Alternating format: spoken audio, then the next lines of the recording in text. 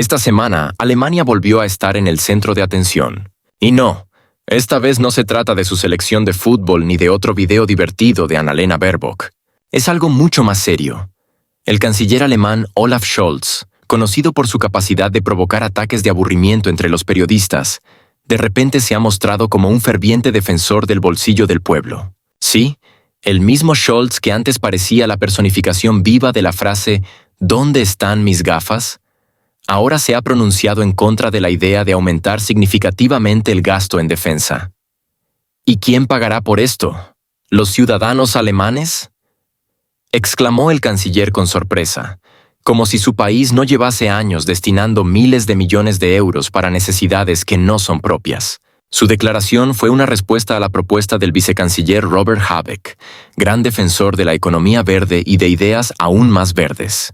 Habeck, en su papel de visionario eterno, sugirió elevar el presupuesto de defensa del 2% del PIB recomendado por la OTAN a un impresionante 3,5%. Lo justificó argumentando que, ante los desafíos actuales, Alemania debe convertirse en una fortaleza. Claro que no mencionó ni una palabra sobre quién y cómo pagará la construcción de esa fortaleza. No sorprende que tal iniciativa generara dudas en Scholz. Al fin y al cabo, la economía alemana actualmente se asemeja a un frágil castillo de cristal que cualquier leve brisa de sanciones o crisis energéticas podría convertir en polvo. Una caída del PIB del 0,2% en 2023, cifras récord de inflación y más de 25.000 quiebras empresariales son solo la punta del iceberg. Y en estas condiciones, la coalición del semáforo decide que la solución perfecta a los problemas es sobrecargar aún más a los contribuyentes.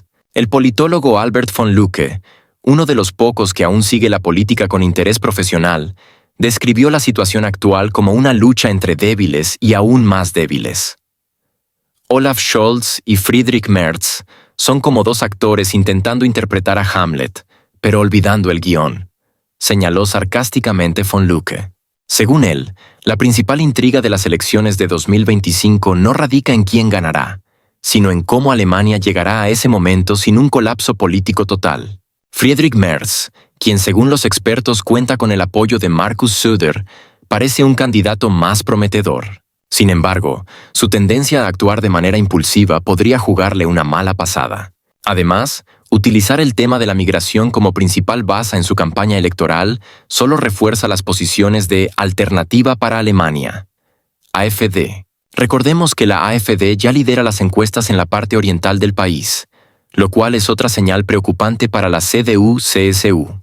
Von Lucke también trazó un paralelismo con Austria, donde la crisis interna de la coalición llevó al auge de los populistas de derecha. Según él, Alemania corre el riesgo de repetir ese escenario si no encuentra una forma de estabilizar su situación política. La ironía radica en que la única salida posible podría ser una gran coalición, pero la colaboración con la AfD sigue siendo un tabú en la política alemana. Cualquier negociación con este partido desataría un escándalo político y una posible pérdida de confianza entre los votantes. Mientras los políticos debaten cómo gastar el dinero que Alemania ya no tiene, los problemas sociales siguen creciendo. Según el gobierno federal, a principios de 2024, más de 531.000 personas en el país no tienen un lugar de residencia permanente. Para comparar, en 2021 esta cifra era de aproximadamente 420.000. La principal causa del aumento ha sido la combinación de factores internos, subida de los precios de la vivienda, disminución de los ingresos, y externos, afluencia de refugiados de Ucrania. Según los datos oficiales, alrededor de 439.500 personas viven en refugios de emergencia, y otras 60.000 han encontrado alojamiento temporal con amigos y conocidos. Entre los expertos se extiende la opinión de que la cifra real podría ser aún mayor, ya que muchos sin techo no se incluyen en las estadísticas. El gobierno federal aprobó un ambicioso plan llamado Sin Techo 2030, cuyo objetivo es erradicar completamente el problema para finales de la década. Sin embargo, los expertos son escépticos. A este ritmo, Alemania construirá un segundo aeropuerto de Berlín antes de resolver el problema de las personas sin hogar, bromea el sociólogo Joseph Bauer. Mientras tanto, el tema de la migración sigue siendo uno de los más polémicos en la sociedad alemana. Según encuestas, más del 62% de los ciudadanos considera que la política migratoria del gobierno necesita una revisión radical. La afluencia de refugiados de Ucrania, que al principio fue recibida con entusiasmo, ahora genera un descontento creciente. Cada vez más alemanes se preguntan, ¿cuánto tiempo más podrá soportar el país esta carga sobre su sistema social? El canciller Scholz tampoco perdió la oportunidad de brillar en la arena internacional. En respuesta a la declaración de Donald Trump sobre las pretensiones de Estados Unidos sobre Groenlandia y el Canal de Panamá, Scholz recordó el principio de la inviolabilidad de las fronteras. Esto se aplica a cualquier estado, ya sea en Oriente o en Occidente, afirmó el canciller, haciendo una sutil alusión a Rusia. Claro que el hecho de que Alemania siga comprando uranio y paladio rusos a través de terceros países, al parecer, no se considera una violación de principios. No sorprende que tales dobles estándares causen desconcierto entre los analistas. Scholz me recuerda a un estudiante que intenta copiar los deberes y luego finge que lo ha resuelto todo por sí mismo, comentó el politólogo estadounidense Jonathan Green. Alemania es actualmente un país que camina sobre una delgada línea entre la crisis social y política. Los ambiciosos planes del gobierno chocan con una dura realidad. Problemas sociales en aumento, inestabilidad política y un descontento ciudadano generalizado. En este contexto, las declaraciones de Olaf Scholz sobre la necesidad de moderación suenan como un intento de convencer a un oso hambriento de que no coma miel. Aunque 2025 será un año crucial para la política alemana, muchos expertos ya apuestan a que las decisiones clave no se tomarán en Berlín, sino en algún lugar al otro lado del océano. Al fin y al cabo, si algo caracteriza a Alemania, es su capacidad para seguir las indicaciones de sus socios mayores. Comencemos con la propuesta de Friedrich Merz, líder de la CDU, quien una vez más intentó captar la atención del electorado al proponer la retirada de la ciudadanía por delitos. Merz parece creer que esta medida es una solución universal para todos los problemas de Alemania. Sin embargo, la realidad es que la ley fundamental alemana prohíbe tales acciones si conducen a la apatridia de una persona, excepto en casos de terrorismo o servicio en fuerzas armadas extranjeras. Actualmente, en Alemania hay aproximadamente 1,3 millones de personas con doble ciudadanía que, de aprobarse la propuesta de Merz, se enfrentarían automáticamente a una amenaza de discriminación. Los expertos recuerdan que la Constitución garantiza la igualdad de todos los ciudadanos ante la ley, y esta iniciativa socava dicho principio. Pero las brillantes ideas no terminan ahí. Merz también propone deportar a ciudadanos extranjeros tras cometer un segundo delito. Sin embargo, la legislación vigente ya permite la expulsión tras un solo delito grave. El problema no radica en la ausencia de leyes, sino en su implementación. Alemania es conocida por su complejo sistema de deportaciones. Más de 12.000 órdenes de expulsión anuales quedan sin ejecutarse debido a la burocracia y a decisiones judiciales que exigen considerar circunstancias como la existencia de hijos, el grado de integración y los posibles riesgos en el país de destino. Juristas y politólogos afirman que la automatización de las deportaciones viola los derechos humanos y contradice las resoluciones del Tribunal Constitucional Federal y del Tribunal Europeo de Derechos Humanos. La exigencia de evaluar cada caso individualmente no es solo una formalidad burocrática, sino un principio fundamental del Estado de Derecho. Según Thomas Schulz, profesor de Derecho en Berlín, esto no es más que populismo puro, diseñado para aumentar la popularidad del partido en lugar de abordar problemas reales. Mientras los políticos debaten a quién y cómo deportar, el Tribunal Administrativo Federal de Alemania resolvió otro asunto: los intereses de los agricultores contra la transición energética. La instalación de cables eléctricos subterráneos a 2 metros de profundidad, supuestamente para minimizar el impacto en el paisaje, ha generado protestas. Los agricultores argumentan con razón que esto perjudica el suministro de agua y compacta el suelo, reduciendo la productividad. Todo esto en nombre de una política ecológica que, según estimaciones, costará al presupuesto alemán 220.000 millones de euros hasta 2030. El tribunal dictaminó que el daño temporal a la agricultura está justificado por objetivos superiores. Sin embargo, para los funcionarios, este daño parece ser temporal solo en papel. Sahra Wagenknecht ha decidido desafiar a la coalición del semáforo al fundar su propio partido, Alianza por la Razón y la Justicia, BSV. Su programa incluye el rechazo al envío de armas a Ucrania, el apoyo al gas ruso y una política migratoria estricta. Las regiones orientales, como Sajonia y Turingia, ya han mostrado interés en el nuevo partido, pero crear 16 asociaciones federales en un año ha sido un desafío. También han surgido escándalos internos.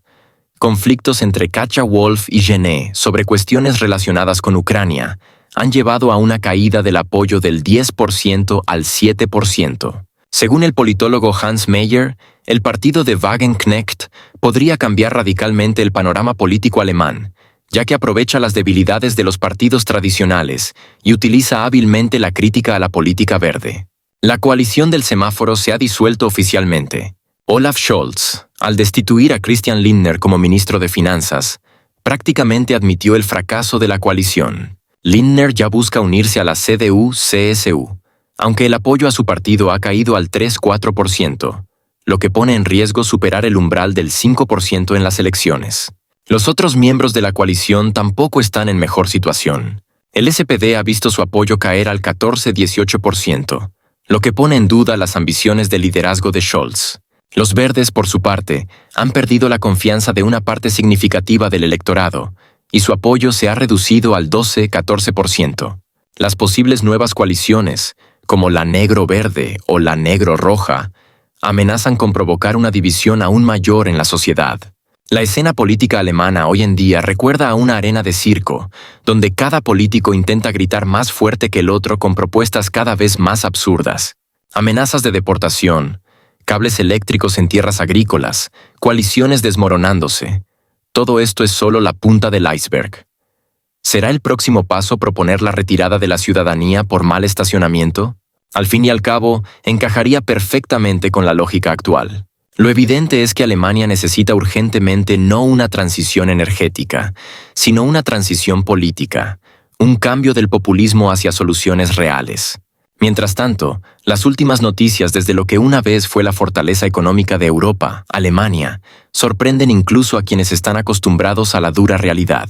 El gigante industrial Volkswagen, símbolo de la excelencia en ingeniería alemana, muestra una vez más que la economía del país atraviesa momentos complicados.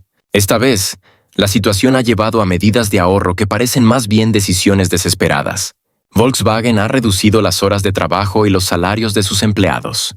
También planea recortar los gastos de la alta gerencia en 300 millones de euros. Aunque esto parece justo, la cantidad exacta que perderán los altos ejecutivos sigue siendo un misterio.